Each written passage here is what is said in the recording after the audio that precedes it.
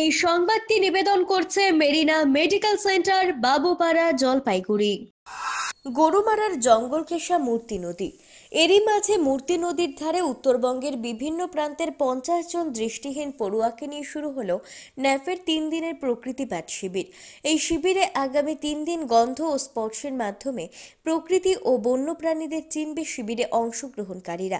ন্যাফের সাথে সহযোগিতায় হাত বাড়িয়ে দিয়েছে গয়েরকাটা আরণ্যক সহ লাটাগুড়ি ওয়েলফেয়ার। অনুষা ওরাও, রাজু ভূমিজ, সুজন রায়, জনক ওরাও, হাসিমারা, শর্মিলা বেরা, পঙ্কর খেরিয়া, এদের কারো বাড়ি লুকসান, কারো বাড়ি নাথুয়া, আবার কারো জলপাইগুড়ি। বয়সের পার্থক্য থাকলেও আর 5টা সাধারণ শিশুদের থেকে এরা কিছুটা আলাদা, কারণ এদের কেউ জন্মলগ্ন থেকে, আবার কেউ অনেক বছর ধরে তাদের দৃষ্টিশক্তি হারিয়ে পৃথিবীর আলো সৌন্দর্য দেখা থেকে বঞ্চিত। এরা পৃথিবীকে চেনে গন্ধ, স্পর্শ, শব্দের মাধ্যমে। এই সমস্ত শিশুদের তাদের মতো করে আরও ভালো করে পৃথিবীর প্রকৃতি, বন্যপ্রাণীদের চেনার উদ্যোগী পরিবেশ প্রেমী সংগঠন ন্যাফের। এবার তাদের এই শিবির 23তম বর্ষে পড়ল। ন্যাফের কোঅর্ডিনেটর অনিমেষ বসু জানান, শিবিরে অংশগ্রহণকারী 50 জনকে মোট 4টি দলে বিভক্ত করা হয়েছে।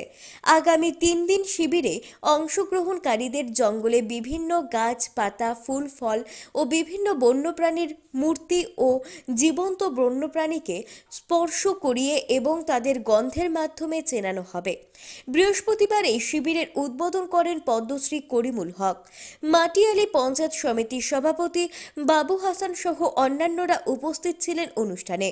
শিবিরে অংশগ্রহণকারীদের মনোরঞ্জনের জন্য নাচ, গান ও বিভিন্ন প্রতিযোগিতামূলক অনুষ্ঠানও রেখেছেন আয়োজকেরা। এটা 23তম বছর। মোটামুটি 40-এর উপর আরো কয়েকজন আসছে আর কি, তো সেই জন্য আমি এক্সাক্ট নাম্বারটা এই মুহূর্তে বলতে পারছি না। ওরা রাস্তায় আছে আর 50-এর উপরেই যাবে। আর এরা হচ্ছে তো খুব রিমোট চা বাগান এবং যাকে সুপার বিপিএল বলা হয় বাচ্চাদের, সেই রকম জাতীয় ঘর থেকে এরা আসে। তো কাজেই তাদেরকে আমরা চেষ্টা করি 3-4 দিনের জন্য একটু আনন্দ দিতে, একটু ভালো খাওয়া দাওয়া, তার সাথে ওদের মানে জীবনে যাতে এগিয়ে যাওয়ার মতন যে যতটুকু শিক্ষা দিতে পারা যায় নেচারের সাথে মিশে, এবং বাকি ওদের যে সমস্ত ওদের নিজস্ব, ওরা তো অনেক ট্যালেন্টেড, প্রচুর ট্যালেন্ট থাকে ওদের মধ্যে, গান, কবিতা বলা, তো সেইগুলোকে সন্ধ্যার সময় প্রোগ্রাম হবে।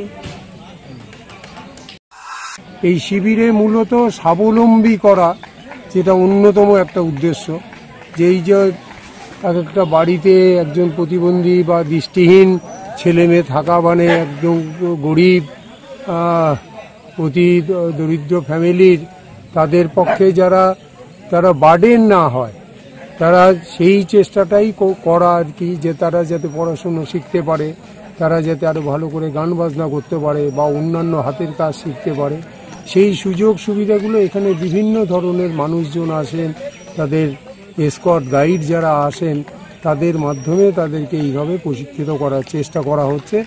এবং এর থেকে ইতিমধ্যেই বহু ছেলে মেয়ে তারা নিজেরা স্বাবলম্বী হয়েছে, নিজের পায়ে দাঁড়িয়েছে। এটাই মূল লক্ষ্য। এবং এটা খুব বড় করে অন্যান্য আমাদের বার্ষিক শিবিরগুলো যেমন ভাবে হয়, অনেক বড় আকারের না হলেও এটা ভীষণভাবে আমাদের এই প্রান্তিক উত্তরবঙ্গের যে ছেলেমেয়েরা যে সুযোগ থেকে বঞ্চিত হয়, তার জন্য এই শিবির।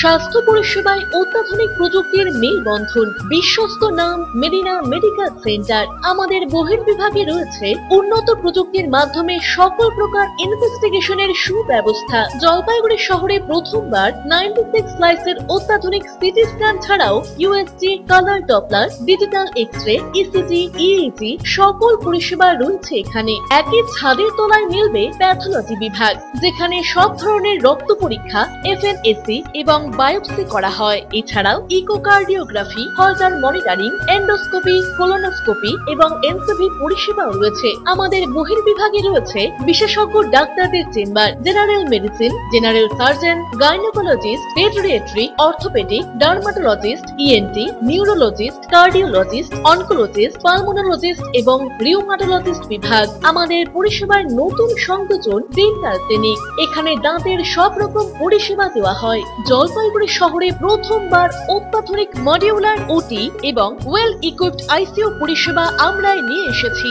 এছাড়াও রয়েছে ডায়ালিসিসের সুব্যবস্থা, 24 ঘন্টা এমার্জেন্সি ও মেডিসিন শপ। আপনার সুস্বাস্থ্য আমাদের অঙ্গীকার। জলপাইগুড়ি জেলায় আমরাই প্রথম নিয়ে আসছি সিমেন্সের উন্নত প্রযুক্তি সম্পন্ন এমআরআই। শুরু হতে চলেছে সেপ্টেম্বর মাস থেকে।